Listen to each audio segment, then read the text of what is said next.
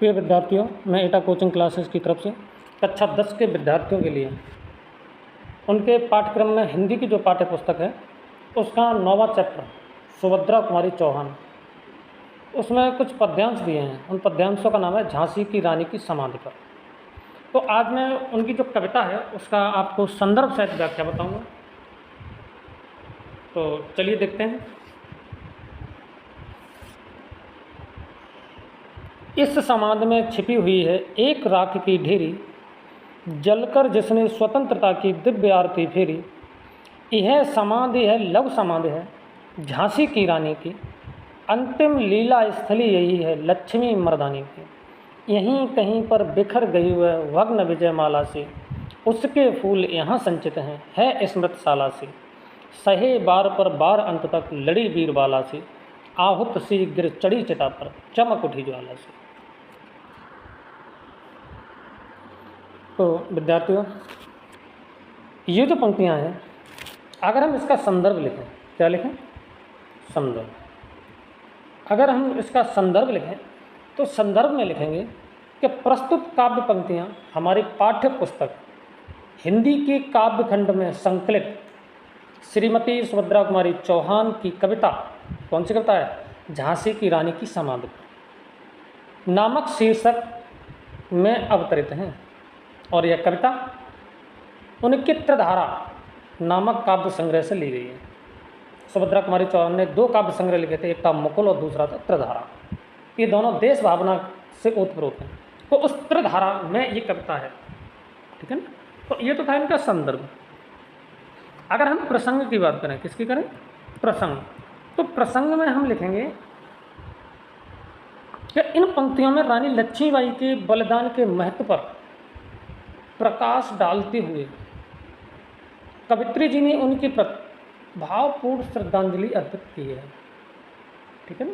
तो ये तो था प्रसंग। अब चलिए इनकी व्याख्या देखते हैं। क्या देखते हैं? व्याख्या। इस पद की क्या व्याख्या? इस समाधि में छिपी हुई है एक राख की ढेरी, जलकर जिसने स्वतंत्रता की दिव्य आरती फेरी। यानी यह रानी लक्ष्मीबाई की समाधि स्थली है। इसमें रानी के शरीर की राख है। रानी ने अपने शरीर पर, यानी अपने शरीर का बलिदान देकर यहीं पर स्वतंत्रता की आरती उतारी थी। यह समाधि है, लघु समाधि है झांसी की रानी की। लघु माने छोटी।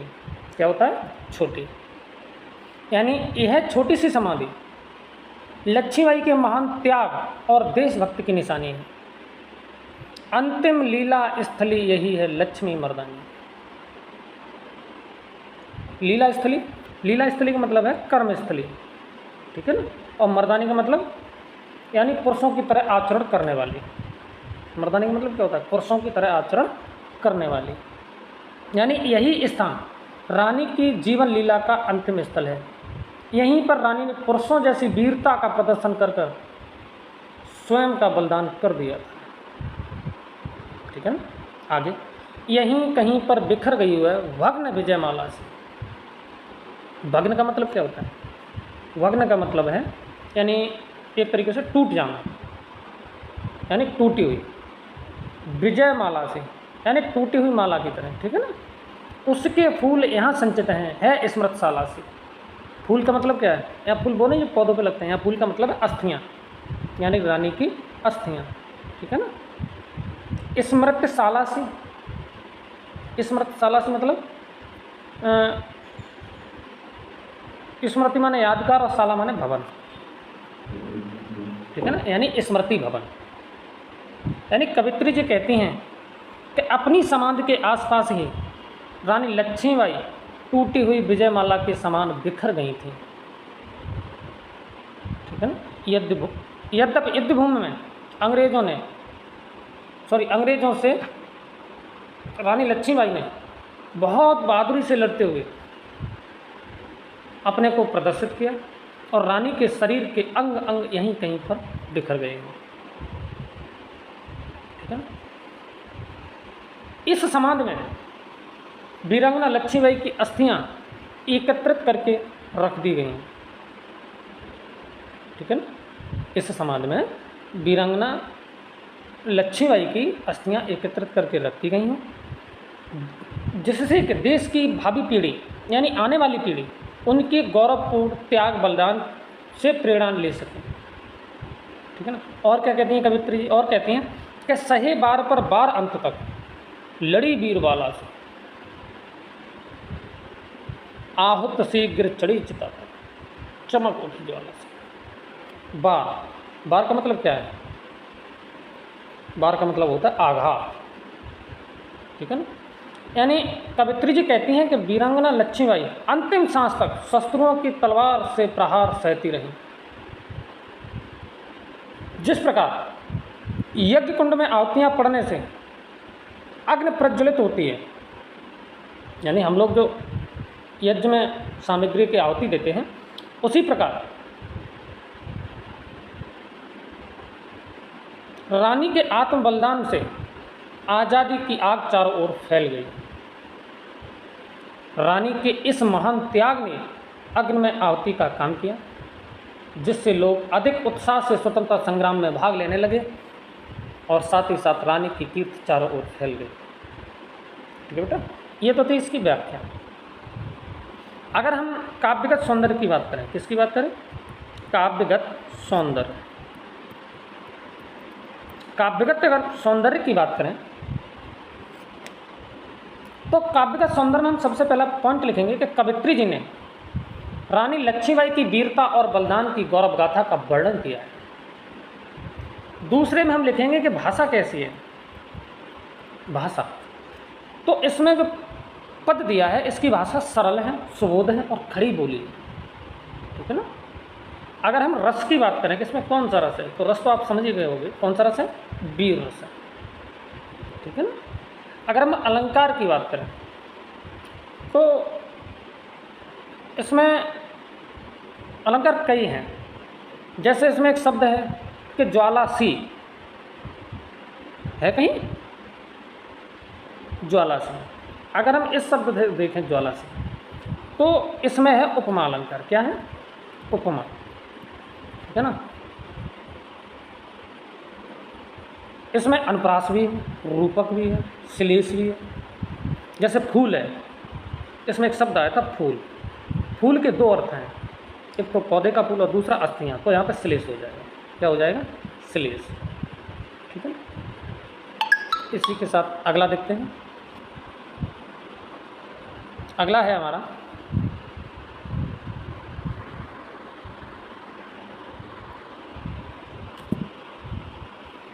बढ़ जाता है मानवीर का रण में बल होने से, मूल्यवती होती सोने की भस्म यथा सोने से, रानी से भी अधिक हमें अब यह समाधि है प्यारी, यहाँ निहित है स्वतंत्रता की आशा की चिंगारी। तो हमने प्रसंग इसका बताएंगे, संदर्भ तो हमने पहले बता ही दिया है।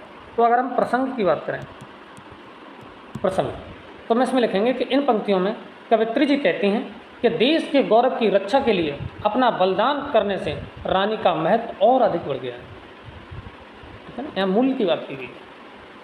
अब चलिए इसकी व्याख्या देखते हैं। क्या देखते हैं? व्याख्या। तो व्याख्या में हम लिखेंगे कि बढ़ जाता है मानवीर का रण में बल होने से, मूल्यवती होते सोने की भस्म यथा सोने से। यानी बढ़ जाता है मान। मान का मतलब क्या होता है? सम्मान। मान का मतलब क्या है?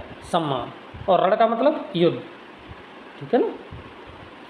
यानी कवित्री जी कहती हैं कि स्वतंत्रता पर बल होने से, यानी स्वतंत्रता पर बलिदान करने से वीर का सम्मान बढ़ जाता है।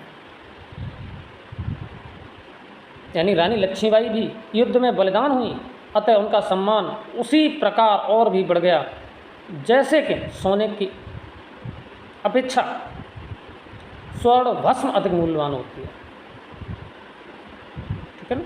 सोने जो हम आभूषण बनाते हैं सोना, तो उस सोने की अपेक्षा सोने की जो भस्म होती है वो अधिक मूल्यवान होती है। तो वही कह रही हैं कि रानी की बलिदान की सम्मान उसी प्रकार बढ़ गया है जैसे सोने की अपेक्षा सोने की भस्म का मूल्य अधिक होता है, ठीक है ना। समझने की कोशिश करो। आगे है, रानी से भी अधिक हमें अब यह समाधि है प्यारी, यहाँ निहित है स्वतंत्रता की आशा की चिंगारी।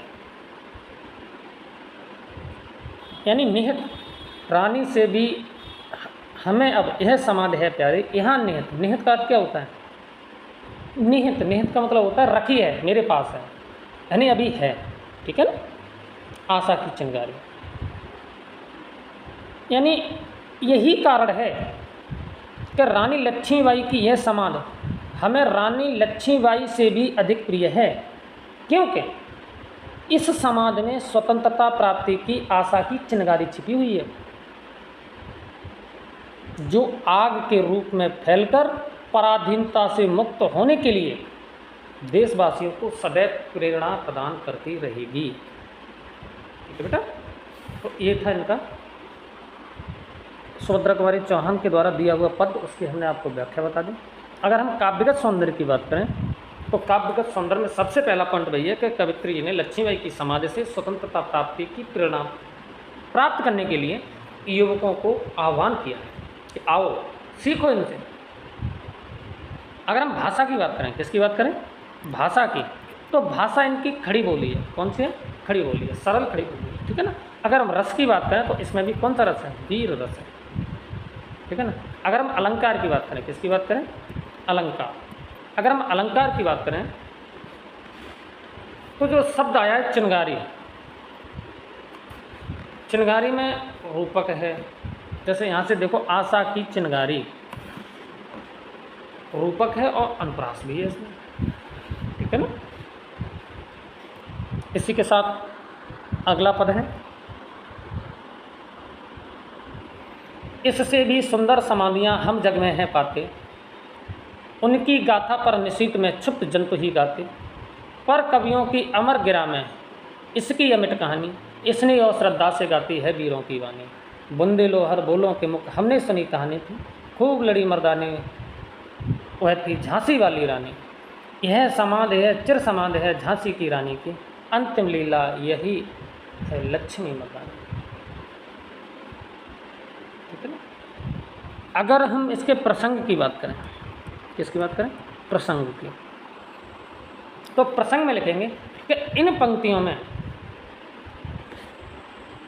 कवित्री जी ने रानी लक्ष्मीबाई की समाधि को अन्य समाधियों से अधिक महत्वपूर्ण माना है। कैसे माना? वो व्याख्या में देखते हैं। चलिए देखते हैं व्याख्या। इससे भी सुंदर समाधियाँ हम जग में हैं पाते, उनकी गाथा, गाथा का मतलब क्या होता है? कहानियाँ, यानी जीवन की पूरी कहानी। उनकी गाथा पर निशीत, निशीत का मतलब क्या होता है? रात्रि में क्षुद्र जंतु ही गाते। क्षुद्र माने तुच्छ, यानी छोटे छोटे जीव जंतु, कीड़े मकोड़े, ठीक है ना। क्षुद्र का मतलब क्या होता है? छोटे छोटे, तुच्छ, ठीक है ना। यानी कवित्री जी कहती हैं कि संसार में रानी लक्ष्मीबाई की समाधि से भी सुंदर अनेकों समाधियाँ बनी हुई हैं, परंतु उनका महत्व इस समाधि से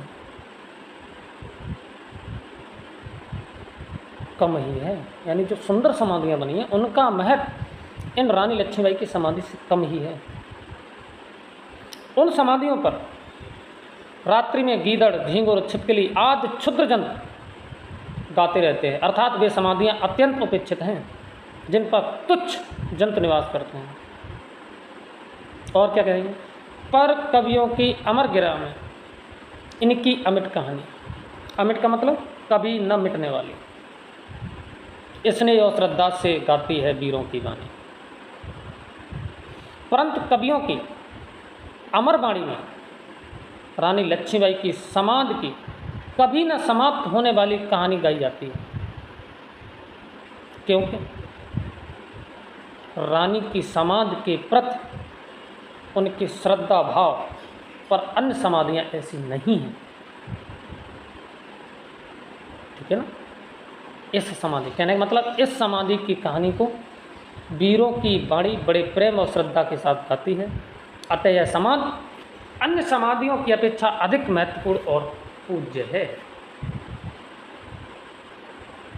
ठीक है ना। बुंदेलो हर बोलों के मुख हमने सुनी कहानी, खूब लड़ी मर्दानी वह थी झांसी वाली रानी। यह समाधि है, चिर समाधि है झांसी की रानी की, अंतिम लीला स्थली यही है लक्ष्मी मर्दानी। यानी बुंदेलों हर बोलों के मुख हमने सुनी कहानी, खूब लड़ी मर्दानी थी वह झांसी वाली रानी।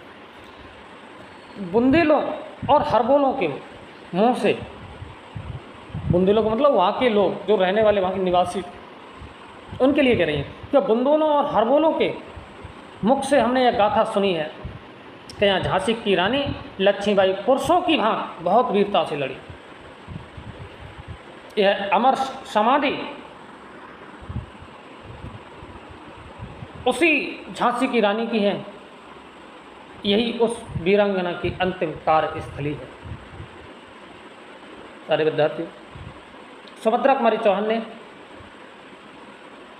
रानी लक्ष्मीबाई की कविता झांसी की रानी समाधि पर अपना यही ध्यान दिया है, और ये बहुत अच्छी कविता है आज के युवाओं को उत्साहित करने के लिए।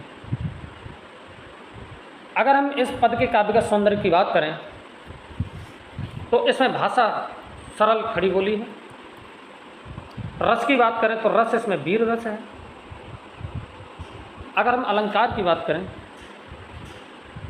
तो जैसे है कि बढ़ जाता है मानवीर का यहाँ से लेकर सोने से या आशा की चिनगारी तक, इसमें रूपक है, अनुप्रास भी है। ठीक है ना। इसी के साथ ये हमारी क्लास समाप्त होती है और मिलते हैं अगली क्लास में अगले जीवन परिचय और उनकी व्याख्या के साथ। इसी के साथ जय हिंद, जय भारत।